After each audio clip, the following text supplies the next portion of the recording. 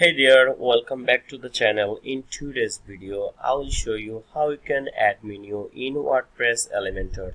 It's very easy thing to do. So to do this, first open your website editor. Then from this dashboard, what you have to do, you will see an option appearance here.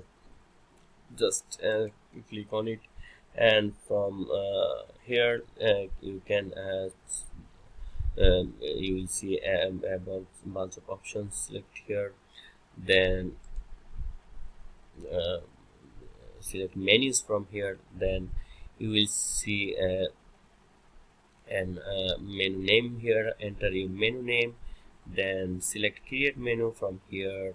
Then you will see editor of menu here.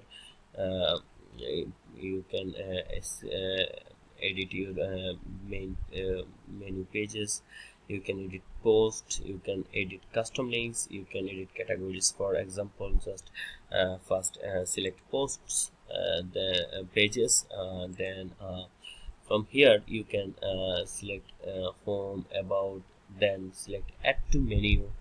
Then it will be added to your main page, and that's how you can add menu on your